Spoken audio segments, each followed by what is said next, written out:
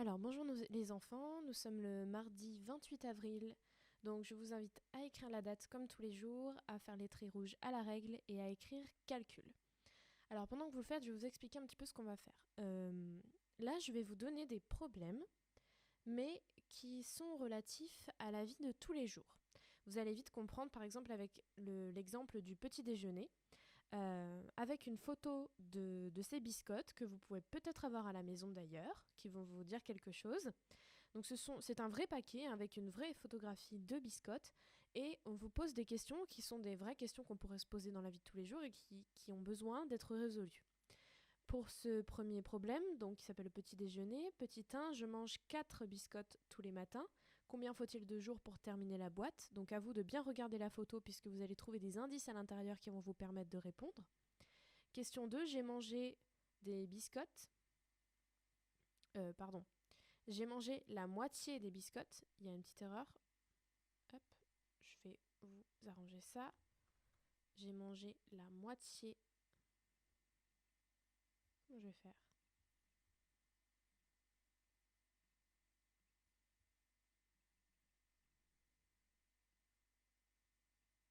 Bon, alors vous voyez pas grand chose, mais j'ai mangé la moitié des biscottes. Combien en reste-t-il? Donc je vous laisse mettre pause, bien regarder la photo pour pouvoir trouver une réponse. Faites-moi une belle phrase réponse pour chaque question et ensuite je vous aide, on corrige. Alors, on va corriger le petit déjeuner avec les biscottes.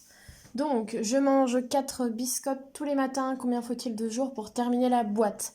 Donc, l'information que je dois absolument trouver dans la photographie, c'est combien y a-t-il de biscottes dans une boîte? D'accord? Puisque je dois terminer la boîte.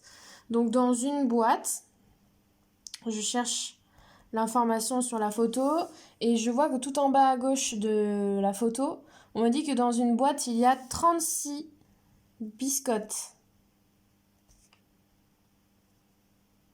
Donc voilà une information très importante. Maintenant, je rappelle que je mange 4 biscottes le matin.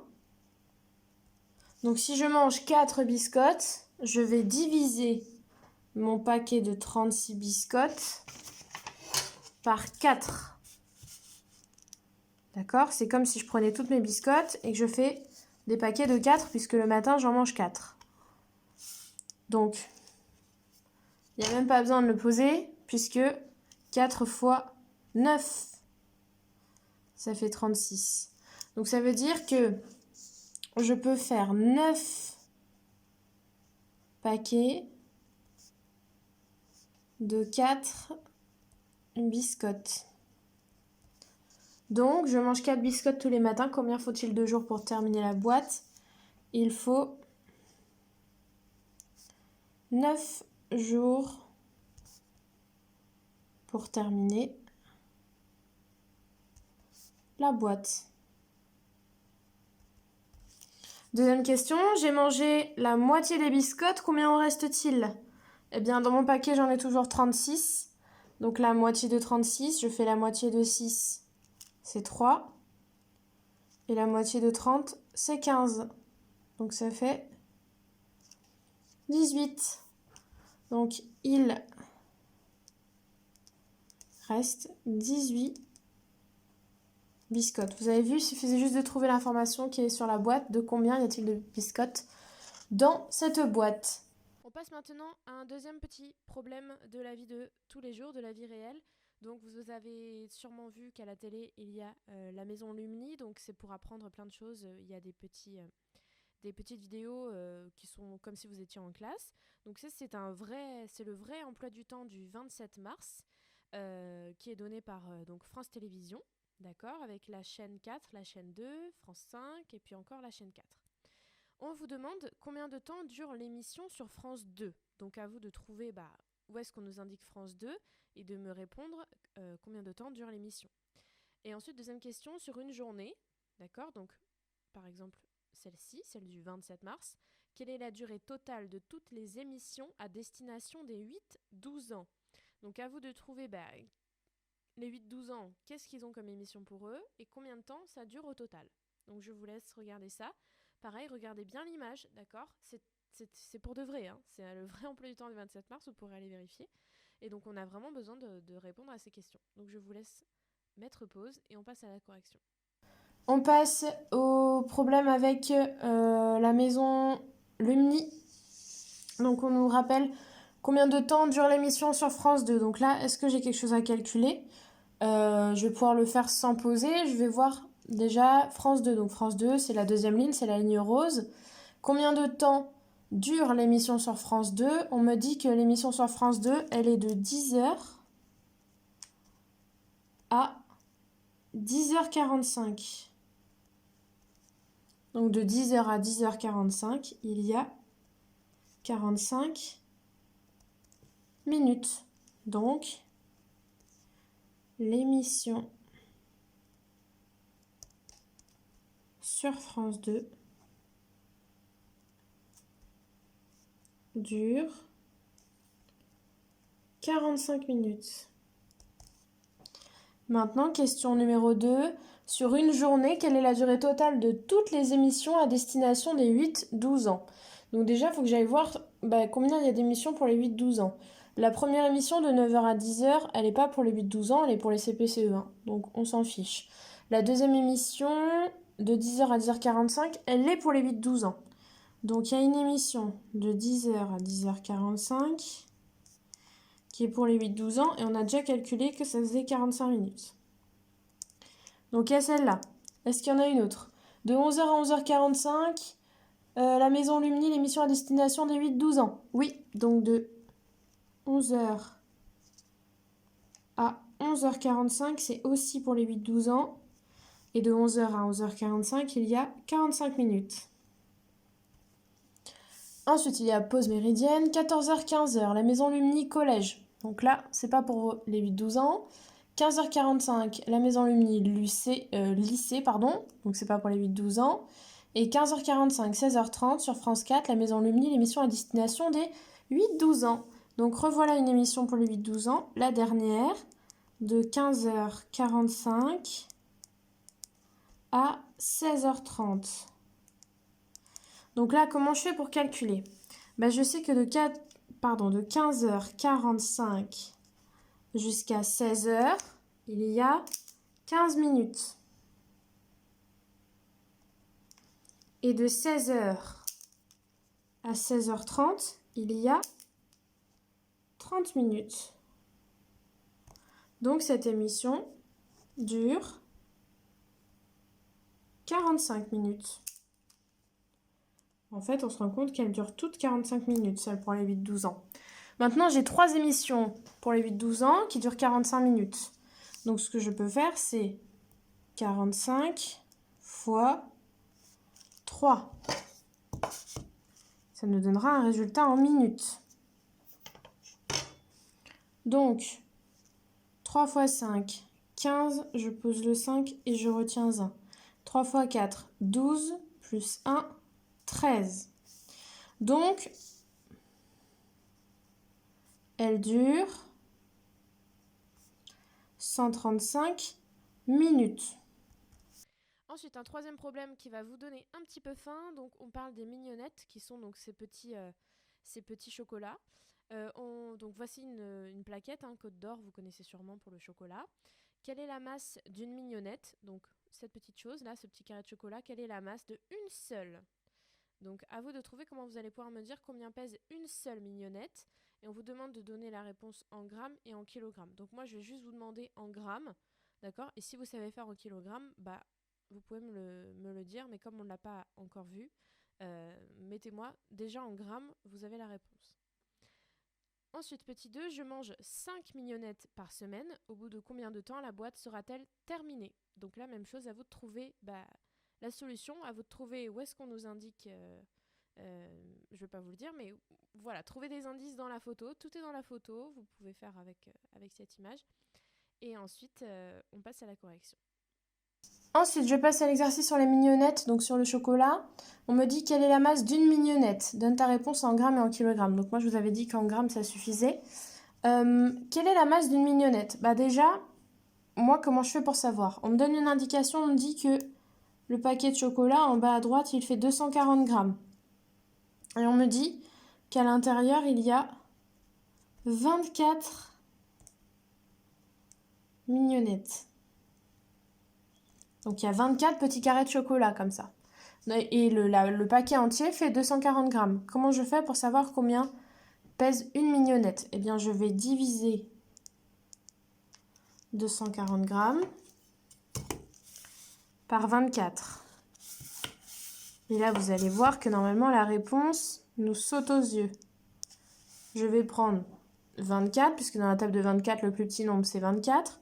Donc, 1 fois 24, j'enlève 24, ce qui me donne 0. Je baisse mon 0 et je mets un 0 ici. Donc, quelle est la masse d'une mignonnette? Une mignonnette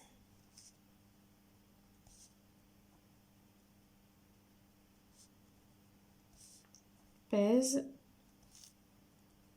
10 grammes. Ce qui paraît correct pour un petit bout de chocolat. 10 grammes. Voilà. Je mange 5 mignonnettes par semaine. D'accord? Au bout de combien de temps la boîte sera-t-elle terminée? Donc, je mange en une semaine. Je mange 5. Alors, je vais écrire un mini. 5 mignonnettes. Ça veut dire qu'au bout de 2 semaines, j'en aurai mangé 10. Au bout de 3 semaines, j'en aurai mangé 15. Et je vais continuer comme ça jusqu'à 24. Donc il y a plein de possibilités pour le faire. On peut choisir celle-là, c'est la plus simple. C'est pas la plus rapide, mais c'est la plus simple. Au bout de 4 semaines, j'en aurai mangé 20. Et au bout de 5 semaines, j'en aurai mangé 25. Est-ce que c'est possible d'en manger 25? Non, puisqu'il n'y en a que 24. D'accord? Donc, au bout de combien de temps la boîte sera-t-elle terminée? Au bout de 5 semaines. D'accord? La boîte sera terminée. Désolée, j'ai pas trop de place. Au bout de 5 semaines. Alors, juste avant de passer à la suite, vous avez vu que ce sont des vrais problèmes, d'accord? C'est ce qu'on appelle des maths en vie, d'accord? C'est pour de vrai, d'accord? C'est pas des problèmes qui sont inventés, c'est des vraies questions qu'on pourrait se poser, avec des produits qui sont à la maison. Si vous avez des idées de problèmes qu'on pourrait proposer à vos camarades, avec, voilà, par exemple, la boîte de thé, le programme télévision, etc. Si vous avez des idées, n'hésitez pas à m'envoyer la photo qui sert à répondre et à m'envoyer les questions, si vous en avez envie. On passe maintenant à l'anglais. Donc, je vous avais dit hier qu'on avait fait la dernière leçon sur breakfast. On va passer à autre chose qui est très très important en anglais, c'est arriver à faire des phrases correctes. Premièrement, on va se concentrer sur cette première image. Alors normalement, il aurait fallu relier, mais vous n'allez pas pouvoir relier, mais on va juste le faire ensemble. Vous avez I, you et we. Ça correspond à je, I, you, c'est tu ou vous, d'accord, si on vous voit ou si on tutoie. Et we, c'est nous. Donc, qui va avec qui? Là, nous sommes plutôt sur we, d'accord, nous. Là, nous sommes plutôt sur I, c'est moi qui parle, je. Et là, il montre you, c'est toi, d'accord, c'est tu. Donc, si vous avez bien compris ça, I, c'est je. You, c'est tu, ou vous, si on vous voit, d'accord? Comme si vous me dites vous, maîtresse, d'accord, que vous me montrez, ou toi, maîtresse, et oui, c'est nous. Moi, ce que je vais vous demander, vous allez vous mettre à la place donc de la petite fille si vous êtes une fille, ou du garçon si vous êtes un garçon, ça ne change absolument rien. Et vous avez vu qu'elle fait des actions dans sa journée. Elle dit I wake up, you, oui, Donc moi, je vous ai fait ceci. Je vous ai mis le verbe qui correspond à chaque image. Image numéro 1, c'est se réveiller, wake up. Image numéro 2, c'est eat, manger. Image numéro 3, c'est play, jouer. Image numéro 4, c'est work, travailler. Image numéro 5, c'est sleep, dormir. Et image numéro 6, c'est wash myself, se laver. À partir de ça, je veux que vous écriviez sur votre cahier la phrase avec I. Donc, je me réveille, je mange, je joue, je travaille, je dors et je me lave. D'accord? Ensuite, vous allez faire la même chose avec you. Et ce sera la même chose. Tu te réveilles, tu manges, tu joues, tu travailles, tu dors et tu te laves. Je vous fais l'exemple, et après vous allez faire avec oui. Je vous fais l'exemple avec le premier. D'accord? Donc sur votre cahier, vous allez écrire I wake up, je me réveille. Ensuite, vous allez écrire you wake up, tu te réveilles. And we wake up. On se réveille, nous nous réveillons. D'accord? Pour le 2, je vous fais un deuxième exemple si vous avez besoin. I eat, qui signifie je mange. You eat, qui signifie tu manges. And we eat, qui signifie nous mangeons. Donc je prends le pronom I, you ou we et j'y mets le verbe. Tout simplement. D'accord? Donc je vous laisse faire ces phrases. Ce qui est bien aussi, c'est d'essayer de les dire. Comme ça va vous aider à apprendre. D'accord? Et ensuite, il faudra savoir dire ça. Se réveiller, manger, jouer, travailler, dormir, se laver. D'accord? Donc, je fais mes phrases. Je fais les phrases avec I pour le 1, 2, 3, 4, 5, 6. Avec you pour le 1, 2, 3, 4, 5, 6. Et pour le we avec 1, 2, 3, 4, 5, 6. D'accord? Ensuite, je me répète ces verbes, ces phrases pour pouvoir savoir dire je me réveille, je mange, je joue, je travaille, je dors, je me lave. D'accord? Et avec you et we aussi. Ensuite, vous allez prendre votre cahier de sciences, on va refaire un petit peu de sciences, on va terminer la séquence sur les sources d'énergie. Donc je vous laisse écrire en rouge les sources d'énergie. Je vous laisse réécrire cet exercice-là, d'accord? Donc vous mettez bien le mot, et au bout, vous mettez un petit point pour pouvoir relier. Et ensuite, à droite, vous écrivez eau, terre et vent. Ce que je vous demande, c'est de relier chaque énergie. Donc, vous pouvez revenir en arrière dans votre cahier. On a déjà vu ce qu'est l'énergie hydraulique, éolienne, nucléaire, le pétrole, l'énergie géothermique, le charbon et l'énergie de la biomasse. D'accord? Je vous demande de me dire quelle est sa source. Est-ce que l'énergie hydraulique, ça fonctionne avec l'eau, avec la terre ou avec le vent? D'accord? Il n'y a qu'une possibilité à chaque fois. Donc vous reliez et ensuite on corrige. Donc voici la correction. Donc on va le redire ensemble. Donc l'énergie hydraulique, c'est bien de l'eau. D'accord? C'est un peu comme le pont de Bord-les-Orgues, le barrage. L'énergie éolienne, l'éolienne, vous vous rappelez, c'est ce qui tourne avec le vent, donc le vent. L'énergie nucléaire, eh bien, ça vient de ce qu'on extrait de la terre. Le pétrole, pareil, on l'extrait de la terre. La géothermie, c'est la chaleur de la terre, rappelez-vous, qui peut chauffer. Donc c'est la terre aussi.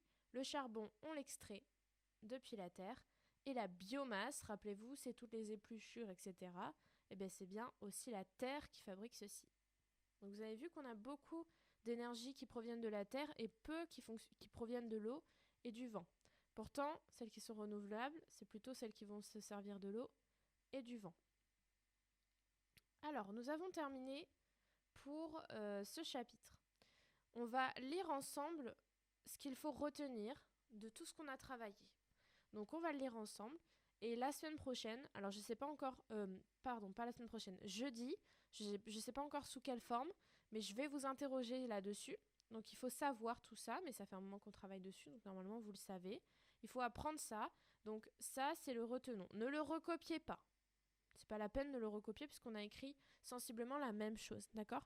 Mais lisez-le plusieurs fois pour pouvoir le retenir. Donc, dans la nature, il y a des sources d'énergie, bois, vent, soleil, eau.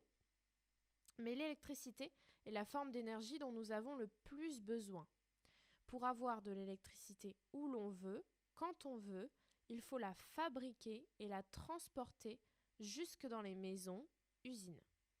Il existe deux sources d'énergie, les sources d'énergie non renouvelables, comme l'énergie fossile, extraite du sol et épuisable.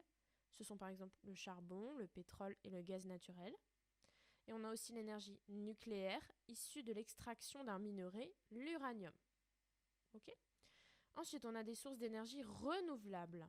Elles n'épuisent pas les ressources de notre planète. Ce sont par exemple la chaleur du soleil, la force du vent, de l'eau et la chaleur de la terre qui produit par exemple la géothermie. La biomasse, dont les principales formes d'énergie sont les biocarburants et le chauffage par exemple au bois, et la combustion de bois et de déchets dans des centrales produisant de l'électricité, de la chaleur ou les deux. Ces énergies sont inépuisables, mais elles sont irrégulières et coûtent cher à installer. C'est ça le problème. L'énergie peut être utilisée à produire de la chaleur pour chauffer les habitations, à fabriquer de la lumière pour s'éclairer et à produire de la force pour se déplacer ou pour faire fonctionner des objets.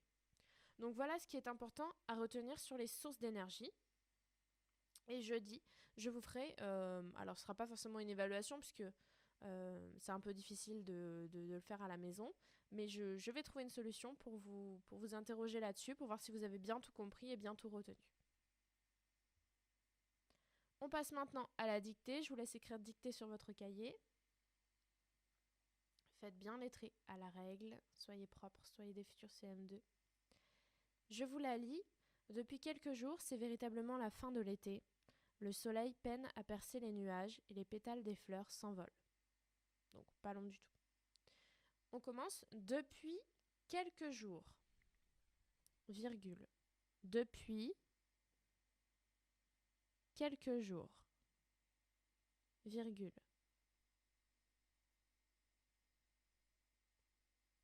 Depuis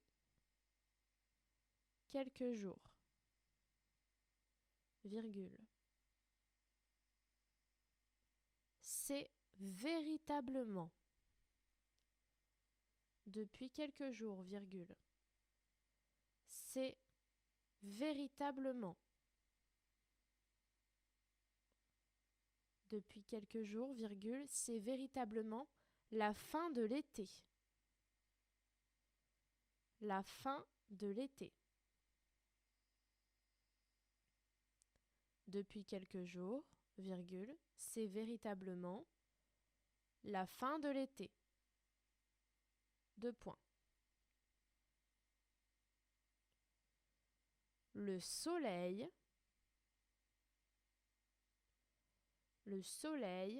peine à percer les nuages.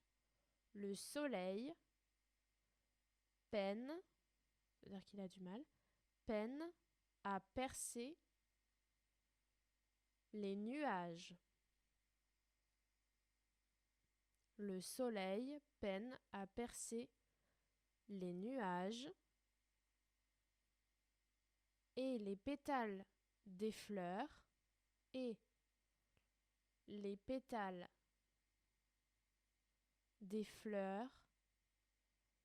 s'envolent. Le soleil peine à percer les nuages et les pétales des fleurs s'envolent. Je vais la relire en entier. Depuis quelques jours, virgule, c'est véritablement la fin de l'été. 2 points. Je ne sais pas si j'avais dit les 2 points, excusez-moi. C'est véritablement la fin de l'été. 2 points. Le soleil peine à percer les nuages et les pétales de fleurs s'envolent. Point final.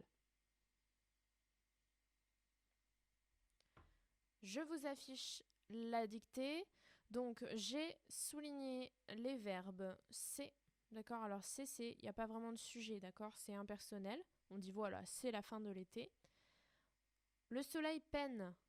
Donc, le soleil ne peine pas. Donc, le verbe c'est peine. Qui est-ce qui peine? Le soleil. À percer les nuages. Et les pétales de fleurs s'envolent. Donc, les pétales ne s'envolent pas. Qui est-ce qui s'envole? Les pétales de fleurs. Ensuite, il n'y a pas vraiment de difficulté. Attention au « et », c'est « et puis ». Attention au « à », on ne peut pas dire « avait ». Et pour le reste, normalement, il n'y a pas vraiment de difficulté. Voilà. On passe maintenant au calcul posé. Donc, toujours la même chose. 4 opérations. Attention, il y avait un petit piège la dernière fois. Donc, on fait bien attention à la manière dont j'ai écrit le calcul à poser. Vous n'êtes pas obligé de respecter le sens ni l'ordre de ce que j'ai écrit. Fiez-vous à ce qui doit se faire, à la règle. Et je vous laisse avec la correction. On passe maintenant à la correction du calcul posé. Donc, c'est parti, je vais recopier. Regardez bien, à chaque fois, un chiffre par carreau. J'aligne tout ça pour que mon cerveau puisse bien calculer facilement, rapidement. Et pour que la personne qui va me relire puisse bien me relire. 8 plus 6, 14. Et je retiens 1. 9 plus 1, 10. Plus 4, 14. Et je retiens 1. 1 plus 2, 5. 7 plus 1, 8. J'obtiens 8544. Ensuite, attention au piège que je vous avais tendu. Je vous ai tendu le même aujourd'hui. J'espère que cette fois, vous n'êtes pas tombé dedans. Je dois toujours mettre le plus grand en haut pour la soustraction.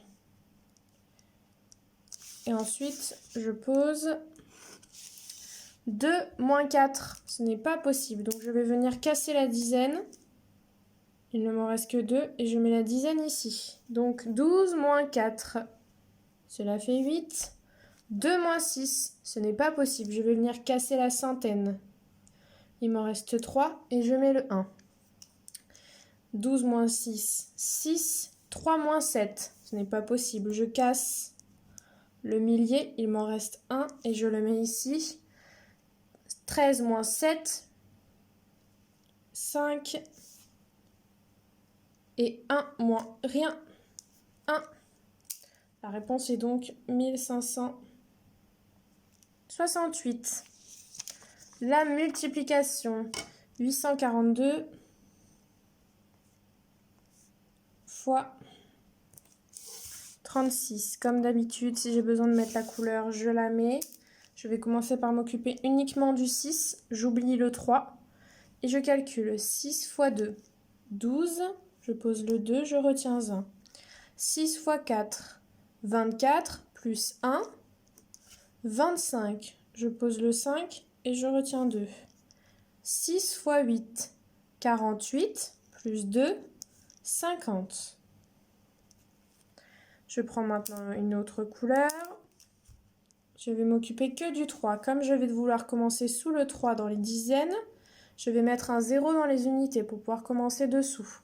Et c'est parti. 3 fois 2, 6. 3 fois 4, 12. Et je retiens 1. 3 fois 8, 24. Plus 1, 25. J'écris 25.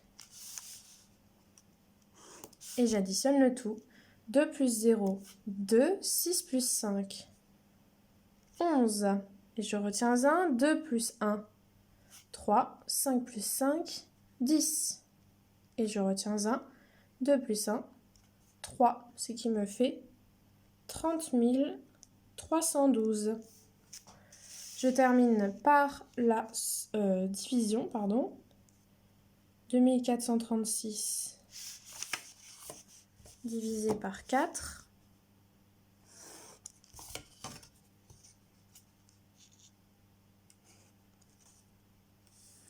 Est-ce que je vais pouvoir commencer par 2? Non, le plus petit nombre de la table de 4, c'est 4. Est-ce que je peux prendre 24? Oui. Qu'est-ce qui dans la table de 4 se rapproche le plus de 24 sans le dépasser? Eh bien, 6 fois 4 qui fait 24. Donc, j'enlève le 24. Il me reste 0. Ensuite, je vais descendre le 3. Est-ce que quelque chose dans la table de 4 fait 3? Non. Donc, 0.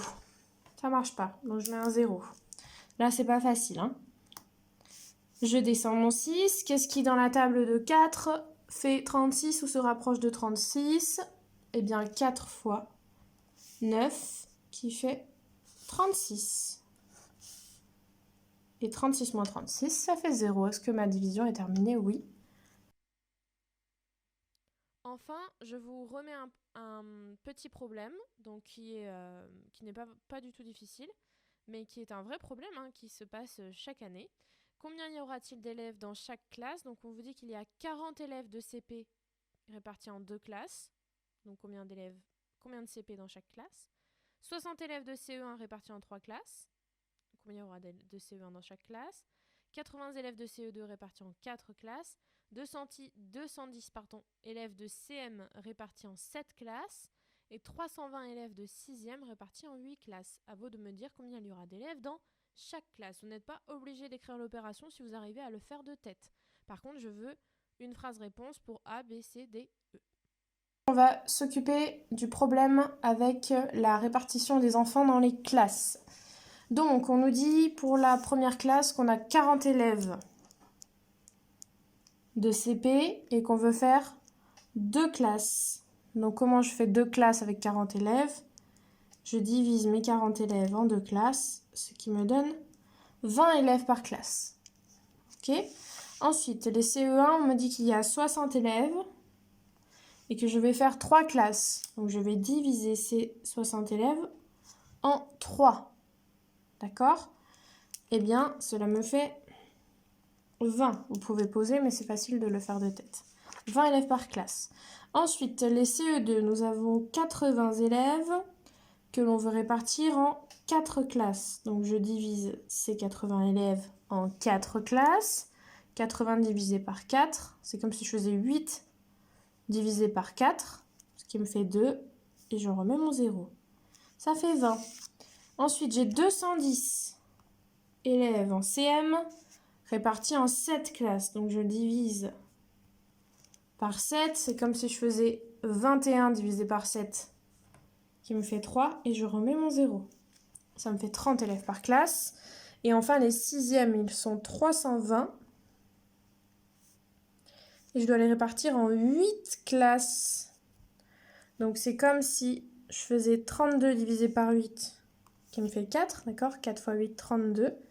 Et je remets mon 0. Vous avez vu, ça va super vite. Ok? Il n'y a aucune difficulté là-dessus. Et tout était faisable de tête. Enfin, on va terminer par la conjugaison. Donc, la dernière fois, on a travaillé sur l'adjectif qui est épithète ou attribut. Je vous rappelle la règle. Un adjectif épithète, c'est un adjectif qui est collé au nom, d'accord? Et un adjectif attribut, c'est quand il y a un verbe d'état, par exemple, il est gentil. Gentil, il y a le « et » avant, donc il égale gentil. Et on peut transformer, on peut dire il reste gentil, il demeure gentil, il semble gentil, d'accord? Donc, moi, je vous conseille d'avoir un seul verbe pour transformer. Mettez le verbe être ou le verbe sembler, d'accord? Si vous avez un doute. On va faire la première ensemble pour vous le remettre en mémoire. Lucie reste agréable en toutes circonstances. Donc vous, sur votre cahier, vous pouvez écrire seulement agréable, égal, et vous mettez épithète ou attribut. Lucie reste agréable en toutes circonstances. Lucie, est-ce que... l'adjectif agréable, il va avec quel nom? Eh bien, il va avec le nom propre Lucie. Il nous donne une indication sur Lucie. Est-ce que Lucie est agréable sont collés? Non, Lucie et le mot agréable ne sont pas collés. Donc il ne sera pas épithète. Maintenant, j'ai Lucie reste agréable. Est-ce que je peux dire Lucie est agréable? Lucie semble agréable? Oui. On peut aussi dire Lucie égale agréable. Donc c'est un adjectif attribut. Je vous laisse faire le reste. Je corrige maintenant le français. Donc je vais prendre mon stylo rouge. Pour chaque phrase, dis si l'adjectif est épithète ou attribut. Donc, je vous ai réexpliqué juste avant comment on trouve un épithète ou un attribut. Agréable, on avait vu dans l'exemple qu'il était attribut. Alors, ton sac semble très lourd. Donc, lourd, il complète quel nom? Eh bien, le nom, d'accord, qu'il complète le nom auquel il donne des informations, c'est le sac. Le sac, on sait maintenant qu'il est lourd. Est-ce que sac et lourd sont collés dans la phrase? Non. Donc, il ne sera pas épithète. Et on sait qu'il est attribut puisque ton sac semble très lourd. On peut dire ton sac est très lourd. Ou ton sac égale lourd. Ensuite, je vais le porter jusqu'à ton nouvel appartement. Nouvelle, il complète appartement, c'est l'appartement qui est nouveau, d'accord? On dit nouvelle puisqu'il y a un A à appartement. Donc tout nouvel appartement, est-ce que nouvelle et appartement sont collés? Oui. Et on ne dit pas nouvelle et appartement. Donc ça ne pourrait pas être un attribut. Ensuite, les immenses salles de ce château. Donc immense, ça va avec salle. Est-ce que immense et salle sont collés? Oui. Donc c'est un épithète. Sombre, les immenses salles de ce château paraissent bien sombres. Qui est-ce qui sont sombres? Bien, ce sont toujours les salles. Est-ce que salles et sombres sont collés? Non. Est-ce qu'on peut dire les salles de ce château sont bien sombres? Oui. Paraissent bien sombres, semblent bien sombres? Oui. Donc c'est un attribut.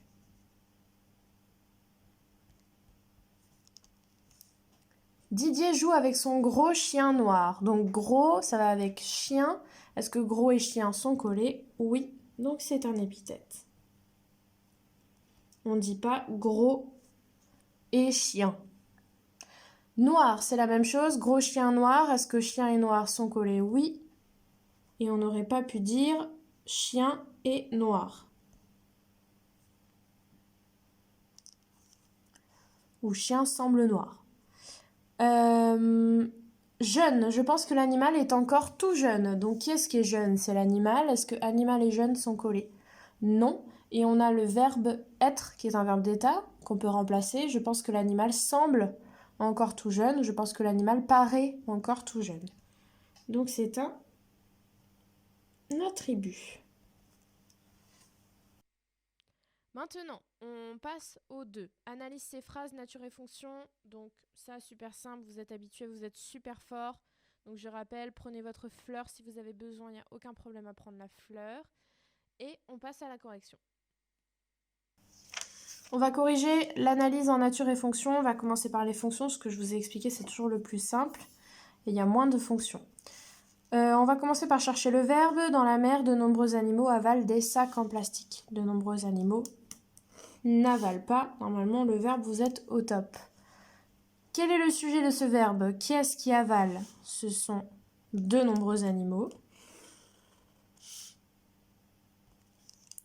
Il me reste dans la mer et des sacs en plastique. Dans la mer, ça nous indique quoi? Ça nous indique où ça se passe. Donc c'est un complément circonstanciel de lieu. Et il me reste des sacs en plastique qui répondent à la question des animaux avalent quoi? Des sacs en plastique. Donc c'est un complément d'objet direct. Alors moi j'ai pas de vert, donc je vais faire en noir. Dans, à, dans, par, pour, en vert. Donc dans, préposition. Là, c'est un déterminant puisqu'il est collé au nom commun mer. De nombreux, c'est un déterminant. Animaux, nom commun. Aval, facile. Verbe conjugué. Des sacs en plastique. Des, déterminant. Sac, nom commun. En, à, dans, par, pour, en, vers, donc préposition. Et plastique. Alors, en plastique, c'est un complément du nom aussi, d'accord? Donc, ici, nous avons un adjectif. Ça nous donne une information sur les sacs. On passe à la deuxième phrase. On s'occupe des fonctions en premier. En fin d'après-midi, le ciel est devenu tout noir. Le ciel n'est pas devenu. Attention au passé composé à bien prendre le « et » dedans. Qui est-ce qui est devenu? C'est le ciel. Il me reste en fin d'après-midi et tout noir. En fin d'après-midi, même chose qu'en haut. Ça nous indique quand ça se passe. Ça se passe en fin d'après-midi. Complément circonstanciel de temps. Et il est devenu tout noir. Il est devenu quoi? Tout noir. Donc complément d'objet direct. On passe aux natures. Le en, on l'a déjà vu en haut. Préposition. Fin. On peut dire la fin. D'accord? Donc, c'est un nom commun. D'après-midi, donc D apostrophe, c'est un, pardon, déterminant. Et l'après-midi, c'est un nom commun. Le déterminant ciel, nom commun, est devenu verbe conjugué. Tout. Je pense que c'est un adverbe. Et noir, c'est un adjectif qui serait attribut du sujet, bien sûr, puisque nous avons et. Il demande un renseignement à un agent de police dans Paris. Où est le verbe? Il ne demande pas. Qui est-ce qui demande? C'est il. Donc, il est le sujet. Alors, il me reste un renseignement à un agent de police dans Paris. Donc, il demande quoi? Un renseignement, donc complément d'objet direct, à un agent de police. À qui? Ça répond à la question à qui, donc complément d'objet indirect. Et dans Paris, ça répond à la question où. Complément circonstanciel de lieu. On passe aux natures. Il, pronom personnel. Demande, verbe conjugué. Un renseignement déterminant et nom commun. À, Adam par port en vert, préposition. Un, toujours déterminant. Agent, nom commun. De police, c'est un complément du nom. On l'a pas mis au-dessus, mais là on va le mettre. Dans, Adam par pour en vert, préposition. Et Paris, on ne se trompe pas, c'est un nom propre puisqu'il a une majuscule et que c'est une ville. Enfin, recopie ces groupes nominaux. Donc je rappelle qu'un groupe nominal, c'est un nom avec plein d'autres mots.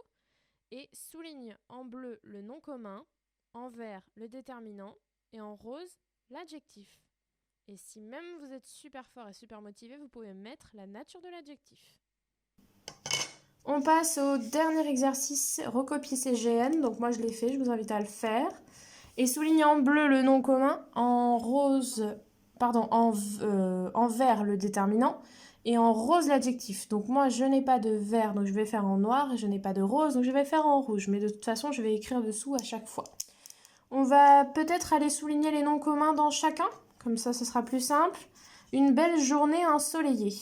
Donc on sait qu'un nom commun ça va toujours avec le déterminant. Donc si je suis fort pour trouver les déterminants, ici c'est une. Une, c'est quoi? C'est une belle, c'est une ensoleillée ou c'est une journée? C'est une journée. Donc le nom commun, c'est journée.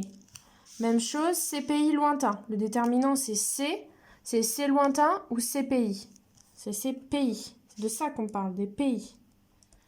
Ensuite, une rose rouge parfumée. Une rose, une rouge, une parfumée. Une rose. Donc on parle de la rose, nom commun. Des jeunes vendeurs souriants. Des jeunes, des vendeurs, des souriants. Des vendeurs. Donc on a trouvé tous les noms communs. Maintenant en vert, donc moi je vais le faire en noir, on va chercher les déterminants. Ça on l'a déjà trouvé pour chercher les noms communs. Donc journée c'est une journée. C'est pays lointain, c'est. Une rose rouge parfumée, c'est une. C'est très facile à trouver le déterminant. Il est toujours collé au nom pratiquement. À part là, mais sinon c'est très souvent collé. Des jeunes vendeurs. Des. Les souriants, ça va avec des jeunes vendeurs. Maintenant, il me reste des mots. Attention à ne pas souligner bêtement en se disant mais il reste que ça. Peut-être qu'il y a des pièges. Donc on vérifie. Donc moi, je n'ai pas de rose, je fais en rouge. Hein. L'adjectif. Donc ça veut dire qu'il va compléter le nom commun. Maintenant qu'on l'a trouvé, est-ce que belle nous donne une information sur journée? Oui. Est-ce que ensoleillé nous donne une information sur journée? Oui. C'est pays lointain. Est-ce que lointain nous donne une information sur pays? Oui. Une rose rouge parfumée. Est-ce que rouge nous donne une information sur rose? Oui. Elle est comment la rose? Elle est rouge. Est-ce que parfumée nous donne une information sur rose? Oui. Des jeunes vendeurs souriants. Est-ce que jeunes nous donne une information sur les vendeurs? Oui. Est-ce que souriant nous donne une information sur les vendeurs? Oui. Alors, pour ceux qui veulent une belle journée ensoleillée, les deux sont épithètes, puisqu'ils sont collés à journée. Lointain est aussi épithète, puisqu'il est collé à pays. Une rose rouge parfumée, c'est aussi épithète, puisqu'ils sont collés.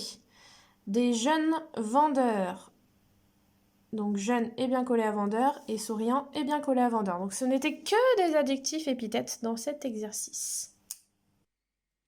Et nous avons terminé pour ça. Je viens de me rendre compte que il y a écrit lundi 27 avril pour la dictée, mais vous avez bien compris hein, qu'on est sur du mardi 28 avril. Je me suis trompée dans toutes les diapositives, mais ce n'est pas bien grave puisque la date, vous ne l'écrivez qu'une fois. Voilà, je vous souhaite un bon mercredi. Et puis... Ah oui, j'ai oublié de vous dire quelque chose, excusez-moi. Après, je vous laisse.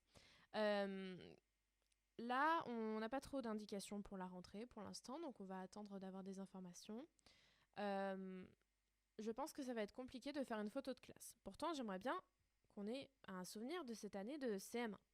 Donc, je vous propose, si vous êtes d'accord, de m'envoyer une photo de vous en pied.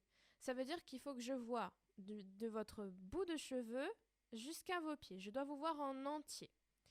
Ce qui serait bien, c'est de demander donc à votre papa, votre maman, votre sœur de vous prendre en photo en entier, d'accord ?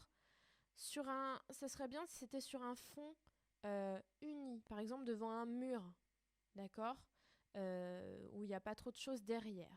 Parce qu'ensuite, moi, je vais prendre toutes ces photos et je vais faire un montage où je vais nous mettre tous ensemble sur une seule photo. Et ça nous fera comme une petite photo de classe.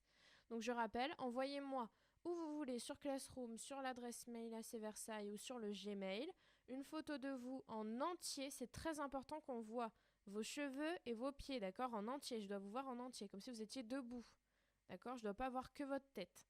Donc en entier, sur un fond plutôt uni, avec pas trop de choses derrière si c'est possible. Vous me l'envoyez et moi je vous prépare un petit montage. Par contre, envoyez-le moi rapidement, parce qu'il faudrait que je puisse le faire rapidement et puis qu'on n'attende pas 2-3 élèves alors que tous les autres l'ont fait. D'accord ? Donc si vous n'êtes pas d'accord, vous m'envoyez aussi un petit message que j'attende pas votre photo.